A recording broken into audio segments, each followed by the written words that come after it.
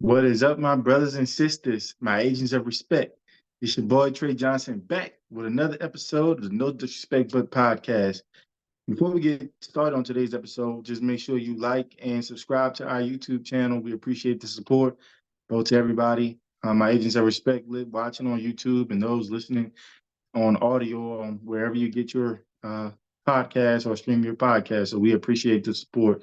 Thank you for that. And so for today's episode, we're going to do two things. We're going to start with a little recap of preseason week one, some of the things that I loved going into preseason week one and what I was able to see.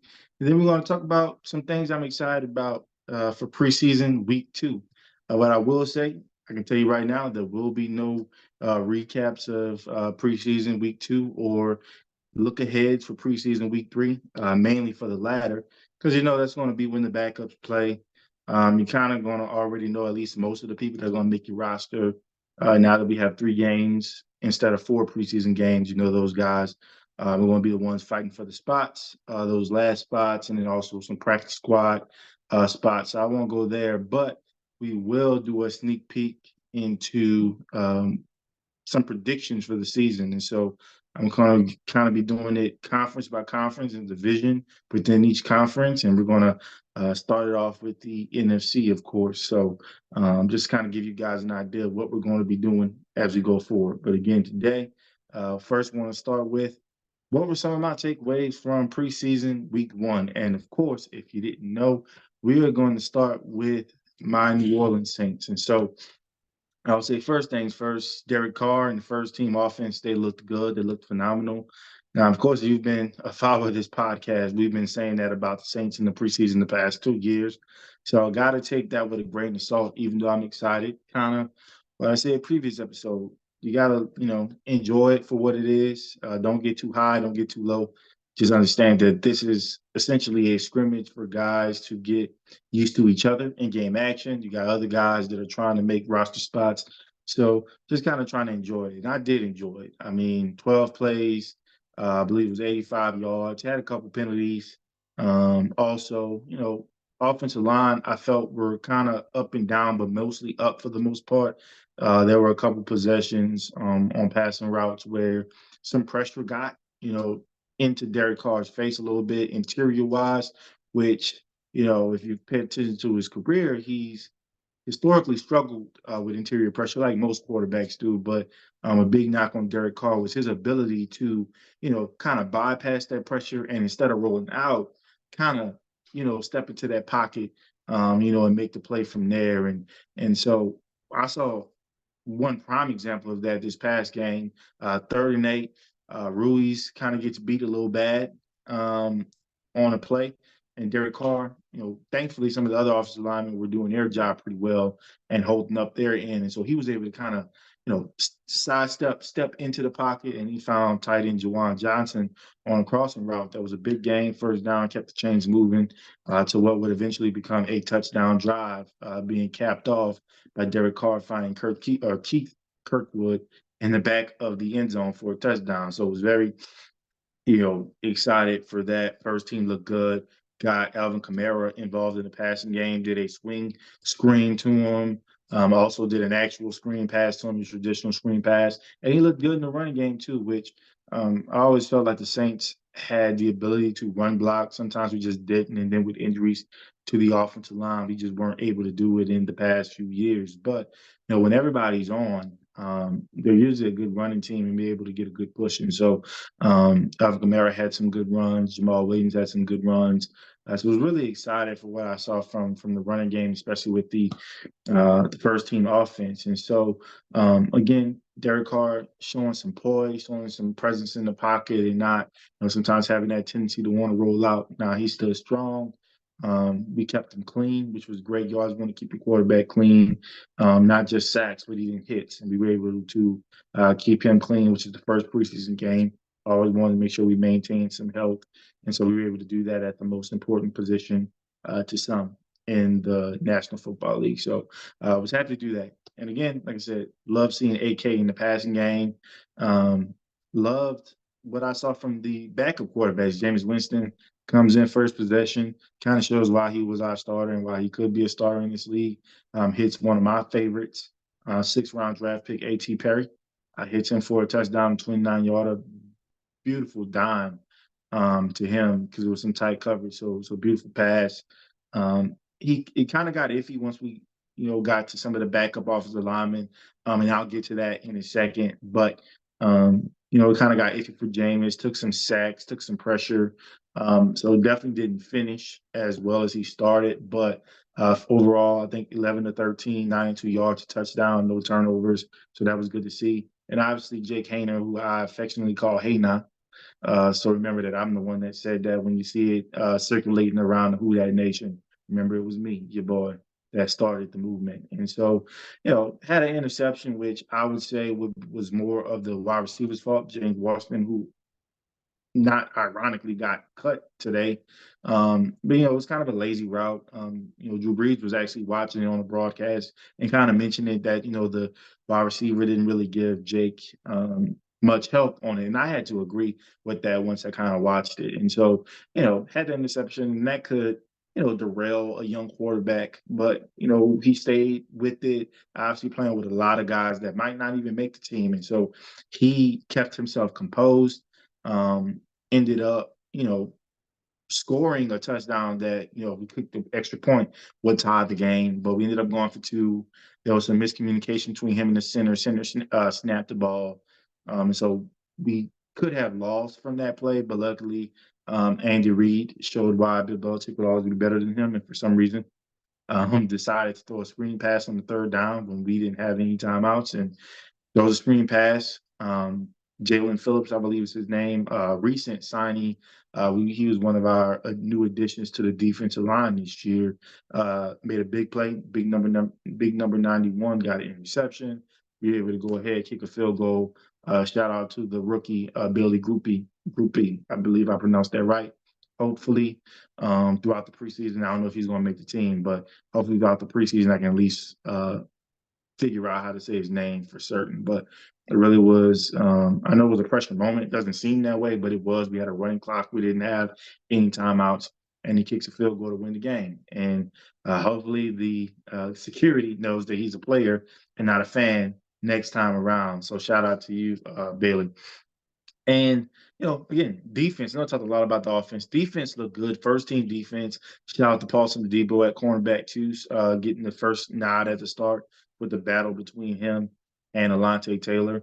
But defense was moving. There were some people that said that New Orleans Saints defense was a little slow, but I didn't really see that. I saw some fast movement. I saw them getting to the ball, especially Pete Werner. It's like he was in on every play, even if he missed a tackle on a play or two. He was just there. And so really liked everybody moving to the ball.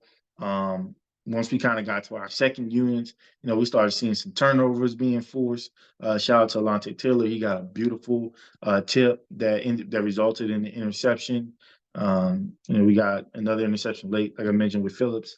So our defense was flying around, making plays. You love to see it.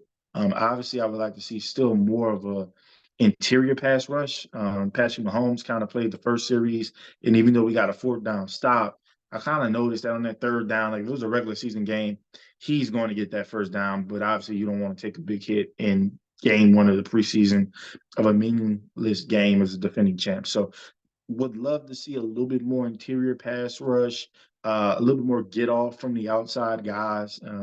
Anybody that knows me knows I hate kind of the prototype of the Saints defensive end in terms of the pass rushing ability. Obviously, we value run stoppers first, and then can you get to the quarterback? And obviously relying on the DBs to kind of do their job and hold up in coverage. But I just think the best teams that win Super Bowls, they have a bona fide pass rush, not determined or not dependent on their coverage team the way that the Saints have historically been. So, I'm always looking for who's going to be that guy to be that fast twitch guy that can get in the backfield, get that quarterback off his spot quickly. And in recent years, we've relied on the defensive tackle position to do that. And so I'm hoping as we go along, we start to see some things like that. Overall defense looked good. Obviously, when you get to the third quarter, which is probably our worst quarter of the game, you got the real backups, guys that might be fringe roster spots, might not make the team at all, might be practice squad guys. But you do want to see some consistency throughout in terms of the little things, capitalizing on tackles and tip balls and overthrows, that type of thing. But big thing going into the game that I really loved was, I guess you can call it a battle between Paulson Debo and Alontae Taylor. Paulson Debo going into his third year out of Stanford, and Alontae Taylor going into his second year out of Tennessee. And so I know a lot of Saints fans, they're really high on Alontae Taylor. They think he's going to be the guy that's going to be starting opposite Marshawn Lattimore. But I think in a way they've kind of written Paulson Debo off, and I'm kind of glad, obviously it's seeing that from a consistency standpoint in practice, you want Paulson Debo get the nod, but I think he's also played pretty well. Played pretty well his rookie year, and last year, awful. Gave up the sixth highest passer rating amongst cornerbacks, but again, played injured on one ankle. So, you got to take that with a grain of salt. So you're hoping, last year was just a sophomore slump. And, if he does end up being the better guy in DA's and Dennis Allison's opinion, then by all means, he is a start. You want him to play well. But I think Alontae Taylor played pretty well as too. Saw a lot of going back and forth on Twitter, like, he can't play the slot. He can't play the slot. Well, based on what exactly? Okay.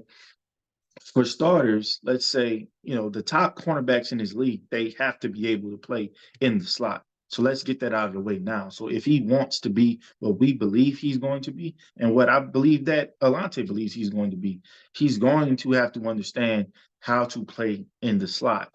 And I don't think he necessarily did bad there. I think the big play he gave up to Richie James, that was just technique mishap, and that's going to get you beat on the outside as well as the inside. He basically was up on the receiver and didn't put his hands on him, just tried to run with them. And as a DB, when you're running backwards, I guarantee you that the fastest guy on the offense, when he's running forward, he's going to run faster forward than you can backwards. And that was kind of what happened.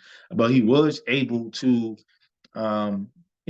get back into the play, make a tackle, and then kind of gave up a touchdown, which when I look at the play, I personally believe it was on Bradley Roby more so than it was Alontae Taylor.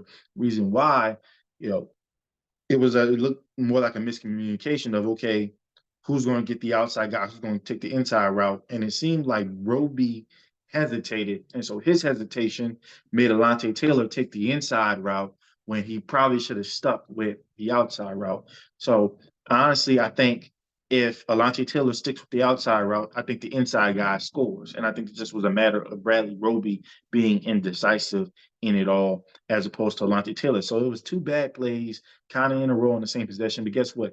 Next possession, immediately, he forces a turnover. He is on the receiver, gets his hands on him, pretty much stops his route. The quarterback stupidly throws in that direction. Alontae Taylor is able to get his hands on the ball. And then our safety gets an interception. So I think Umadai, I think is how you say his name. So immediately generates a turnover, which I think is something that the Saints are really wanting to see going on. So he does have a shot to still be the cornerback starting opposite Marshawn Lattimore. And I think some folks just kind of are writing him off and saying what he can and can't do. You don't want one-dimensional guys. I can't say that. And that's one of the reasons why I think I'm high on Alontae Taylor, because he can give you inside. He can give you outside. He can even go play safety. He's that athletic. And I think Dennis Allen appreciates that. So he's trying to get as many of his guys on the field as possible. And so you're going to see Alontae Taylor play in the slot at times. You're going to see Marshawn Lattimore play in the slot at times. I think maybe in red zone situations, because of his size, you might see Paulson Adebo play in the slot. You never know. But I trust DA when it comes to defense and defensive backs. But talked a lot about the New Orleans Saints and what I like with them. Kind of want to transition to some other things that I saw in week one of preseason, and that's the rookie quarterbacks. And when I say rookies, I want to first start with the first round picks and the quarterbacks taken. I'll start with CJ Stroud because he was the first one to get the start going against the Patriots. And he struggled a little bit. I think a lot of it had to do with the offensive line. He wasn't playing with all of his stars on the offensive line because they've had some injuries there throughout camp. So we know that's going to get better. I also think they're going to focus more so on the run as well. But I think in the preseason, trying to get him some action, trying to get him warm and loose, he wanted to kind of do some dropbacks. I did think his processing was a little slower than I expected from him. There was an out route. He completed the pass, but it took so long. It's kind of like he waited till the guy got to the spot to throw it. And so that's something that you can't do. But knowing CJ Stroud and just what I've been able to see from him in college, I think he is a good processor. Just first game, get the nerves of you. Offensive line, you know that you're not playing with all of your starters. So that's a little nerve-wracking in itself. And so I think it was some jitters with that.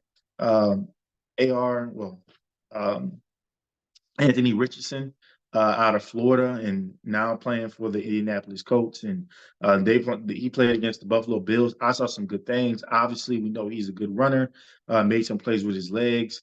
There were some accuracy issues, but not to the point where people always made a big deal about his throwing accuracy.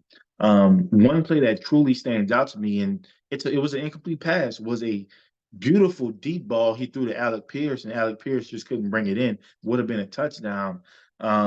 He did have an interception on one of his first throws. Same thing with CJ Stroud through a pick six, I believe, his first pass attempt. But, again, it's the processing thing. You saw some good things. I wish they would have let CJ Stroud play a little bit longer, but I get it because of the offensive line.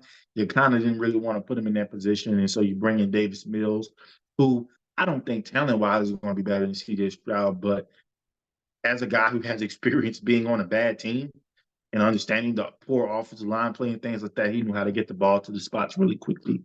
But like I said, Anthony Richardson with the Colts, I think he looked really good. He's promising. Obviously, a guy that hasn't played a lot of football in college. I believe 13 starts in college, and so he's going to have to play a lot of football. There's going to be some growing pains. I know there's some people that want Gardner Minshew to start while Anthony Richardson gets better, but I think someone like him can only get better through playing.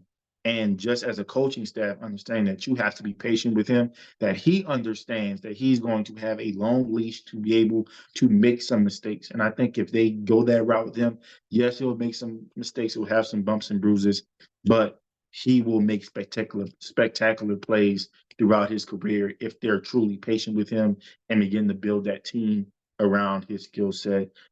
Pay Jonathan Taylor, by the way, if you want to really help that rookie out. And then we get to the number one overall pick, Bryce Young. And I mean, he left a lot to be desired in terms of obviously when on your own offense, you want to get points, you want to move the ball. But one thing that stood out was that offensive line, one was atrocious. I knew they were missing some guys as well, similar to the Texans. But also the wide receiver core, which everybody's kind of been saying in the offseason, they don't have guys that can really separate. They just already took another hit with Terrence Marshall. I heard he got carted off the practice field recently. So now you're already down. You didn't really have the best wide receiver room, and now you're down somebody who was a deep ball threat, that type of thing. But I will say one thing that stood out for me with Bryce was his processing is still there. And I truly didn't expect it to be as good as it was. Yes, he was really good at it at college. Obviously, that was one of the things that made him such a high commodity in terms of being the top overall pick. But you always kind of see that learning curve, that big learning curve sometimes when it comes to quarterbacks from college and going to the NFL. But he was able to get the ball out quick. He took some hits, but I think he also, because of how quick he got the ball out, he was able to avoid some hits. I think a couple of hits were late, after the whistle, but that'll come. He'll have to get his respect throughout the league to really get those calls. And if you know anything about the history of black quarterbacks, even the ones that do have respect don't normally get those calls. So we'll see how that goes. But I do want to shout out the head coaches for the opposing teams, being Bill Belichick, Sean McDermott, and Robert Saleh. That's how you say it, Robert Saleh. And the reason why I want to shout them out is because they put those rookies through the grinder. They didn't play vanilla defense. They kind of threw the kitchen sink at them. And that's saying throwing the kitchen sink in their way, because honestly, we know that there's more exotic things that they can show, but they kind of, sent the blitzes, sent the pressure, that type of thing. They threw those rookies in the fire, and I think those three guys are going to be better off for it. And so I'm excited to see what they do in week 2. I think they're gonna, as they get more game reps, they're gonna be better. So really excited to see that. But really wanted to shout out those coaches, especially all being 3 defensive-minded coaches, wanting to really test those young quarterbacks. And I think they did a good job. And I think those quarterbacks will be better for it. I think their offensive uh, coaches will be better, and I also think the players around them will be better, knowing some of the things that they may have to do better to help those young quarterbacks succeed in this league. And before I move off the rookies, I do have to point out, I already talked about Hayden, but man, I got to talk about DTR, Dorian Thompson-Robinson, quarterback out of UCLA, now playing for the Cleveland Browns. He was a guy that I really, really, really wanted the Saints to take a chance on. And they went with Hayden, and I think Hayden is going to be okay. But DTR, man, he's been lighting it up in preseason, completing 81% of his passes, does have 2 touchdowns, no interceptions. And he just looks like he belongs, man. And knowing the system that Cleveland is going to run, like he's going to fit right in. If I'm confident in saying, even as a rookie, that if Deshaun Watson had to miss some games due to injury, or some other issues he might get himself into, wink, wink, I believe that DTR can come in and keep the engine running, especially knowing that you have a good offensive line. You have Nick Chubb. You have a good wide receiver core that's grown. Amari Cooper is a quarterback's best friend, route running god, I like to say. And so just watching him play with a lot of backups, again, I get it. He's playing against a lot of backups himself, but he's also playing, from an offensive standpoint. He's got a backup offensive line, backup running backs, 3rd and 4th string wide receivers, and he's making it happen both through the air and on the run. And so I just like the way he's been commanding the offense. He's been able to kind of bring them back twice, the Browns, that is, in terms of being able to compete in games. Actually scored the go-ahead touchdown against the Jets in the Hall of Fame game the week before, which is kind of like, I guess, preseason week 0 instead of preseason week 1. So I'm excited. It's been mentioned that he's going to get to start this Thursday for the team because he's really in a battle with Joshua Dobbs and Kellen Mond for that quarterback 2 position. Honestly, if DTR doesn't end up being the backup quarterback behind Deshaun Watson, I would leave that up to that just being a coach's decision and wanting a veteran like Joshua Dobbs behind Deshaun Watson should something happen, because I just think of the 3 kind of backup quarterbacks vying for that QB2 spot, I just think DTR has proven that he's the better guy. Kellen Mond has been a little iffy. Numbers don't look too bad, but it's just his poise. It's more so that he doesn't really want to make plays with his feet, and he doesn't react well. And you would expect a guy, that's played a lot in college, that's had some time in the NFL to be better off, and he just isn't. And Joshua Dobbs, he's a good vet. Tennessee relied on him last year. Season on the line. Are they going to make the playoffs or not? They chose him over Malik Willis. But again, Joshua Dobbs is a good vet. I think he could be a serviceable quarterback too. But I just think between the 2, the only way DTR will lose out is because he is a rookie, and they'd rather maybe keep 3 quarterbacks on the main roster and have Joshua Dobbs still have that quarterback 2 title. So that's kind of what I saw. But rookie quarterbacks, I think there were some positives, there were some negatives, but DTR has by far been my favorite so far, and I'm looking forward to him lighting it up this Thursday when he gets his first start in the preseason. And then last but not least, when it comes to week 1, I was excited about Deuce Vaughn, man. Hell of a player. I watched him a lot when he was at Kansas State, and, with his size, I was a big Darren Sproles fan, so the size really didn't scare me at all, especially in today's league where you don't need a running back to always pound it, through the tackles. You want him to be a little shifty, be on the outside, some inside, also contribute in the passing game. And, he did most of his damage inside, which, some people were really surprised. But they probably didn't watch him much in college because that's what he did.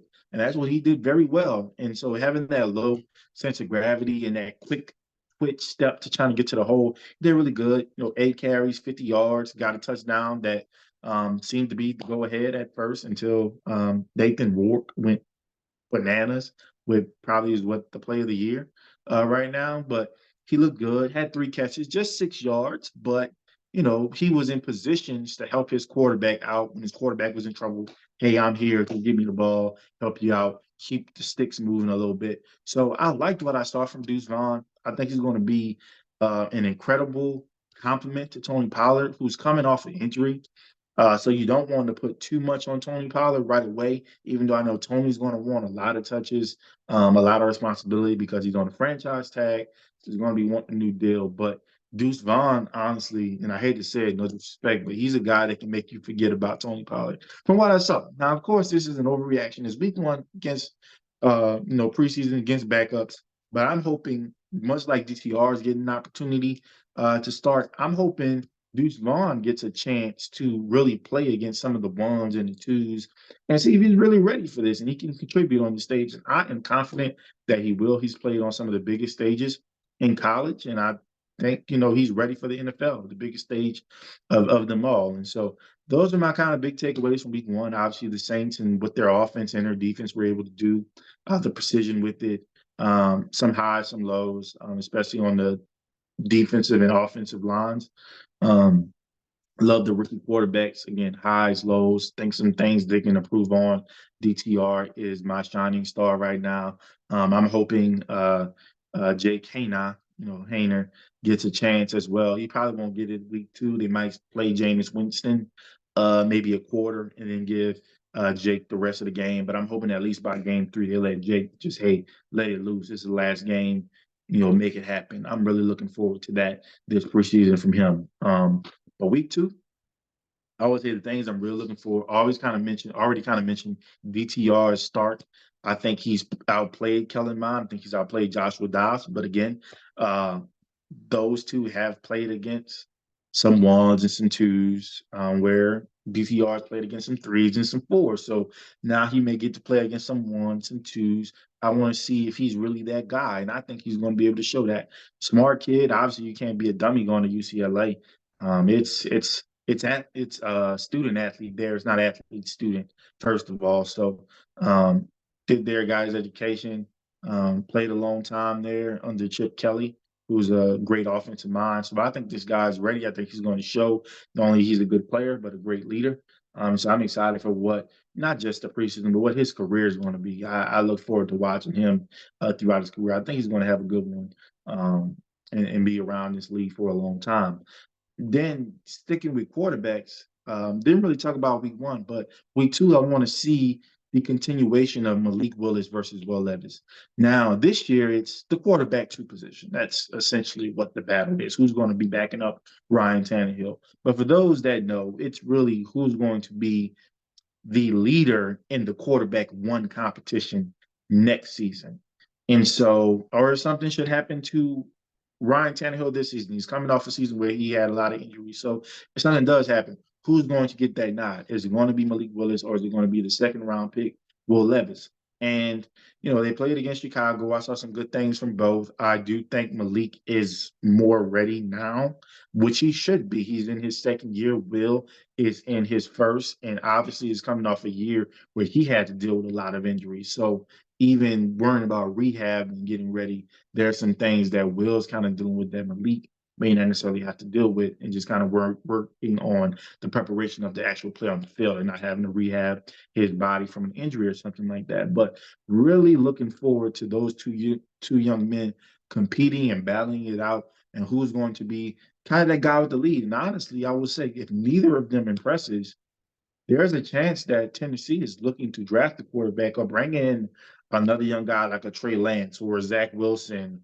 who might be on the board, or Tua, who might be available, going depending on what's going on with him. So really, really, really interested to see what happens with those two young men as they compete throughout this preseason, and kind of compete throughout the practice in the regular season and into the next offseason, seeing what's going to happen there. And definitely want to see improved play from the Saints offensive line and defensive line. Not so much the starters. I think they've done well. With the starters, I'd like to see a little bit more interior pressure if they even play. But if they don't, some of those subunits, the on the offensive line, the Nick Saldivaris, the Lewis Kidds, the Throckmortons of the world. I want to see those guys be a little bit better. Maybe you can throw Andres Pete in there, who's been dealing with injury. I don't know if he's a starter or a bench player yet. That remains to be seen. So see how they improve. Blocking for Jameis Winston and J.K. and also how they're affecting the run game. Wanted to see some positive. Make sure we don't have any penalties. That was a big thing last game. So improve offensive line play and improve defensive line play. Can we get an interior pass rush? For my guy like Isaiah Foskey, second round pick this year. A lot of people are not high on him. It's like, oh, well, he's not showing flashes. He showed me some flashes. He did some things. Late in the game, clutch pass rush move to get in the quarterback's face, cause an inerrant pass, guys the ball back. Jay goes and scores a touchdown, and puts us in a chance to go for two and win the game. So I'm excited about some of those guys, but just want to see the defensive line put together. I mean, it's Cam Jordan and Coop. That's really where we are. So who's going to step up, both interior and on the edge? Who's going to step up? And if you guys can't step up, I'm pretty sure Mickey's not going to wait around. He's going to have to go get some help and address these positions, both interior and on the edge, on both the offensive line and the defensive line. So that's something I'm looking for week 2 with the Saints. And then kind of sticking with the Saints last thing, want to see which wide receivers separate themselves in the room. Traquan Smith and Rashid Shaheed are dealing with groin injuries. Shaheed has his spot secure. Traquan, probably not so much. Honestly, last year he got hurt too and somehow made the team, which was weird to me. So he could very well do it again. But, I'm looking at guys like A.T. Perry, looking at a guy like Brian Edwards, who's a veteran, who has history and chemistry with Derek Carr. So do we, because he is playing meaningful minutes or meaningful snaps in the preseason, do we go with him over Traquan Smith, who hasn't been able really to stay healthy and hasn't really, from my knowledge, separated himself in terms of the wide receiver room? A guy like Lynn Bowden, like, is he going to show more of himself as a wide receiver? Special teams ace, he ran some kick returns and punt returns back last weekend. A guy like Jawan Baker, who didn't really show too many flashes as a wide receiver, but showed flashes as a gunner on special teams. So that could be a way he gets a spot. So, but I really want to focus more so on the actual receiving part of it all. And so I'm interested to see who separates themselves. And I'm hoping A.T. Perry, he's a favorite of mine, Wake Forest wide receiver. I'm hoping he can separate himself. The other guys will figure it out, but I hope he solidifies himself as wide receiver 4 going into this season. Because I think he's a real special talent, and he could be one of those big gets, Colston-esque. Yes, I said it. He could be Colston-esque for us. And so I'm excited for A.T. Perry out of Wake Forest. So that's it, guys. That's the show. Week 1 was good. I believe that week 2 will be even better. All around the league, obviously I don't care about everybody, but all around the league, I think we're going to see some good things. Some teams are going to play their starters week 2, so we're going to be excited to see what they're doing. Hopefully the Jets might play Aaron Rodgers a little bit, see what that new offense looks like. Maybe he, because he's an old guy, may not play at all. So really interested to see how things play out around the league. And so with that, as I finish, like I always say, if I offended anybody, it's a good thing. It's an opportunity for me to learn. It's an opportunity for you to teach me. All I ask is that you keep it respectful. Peace.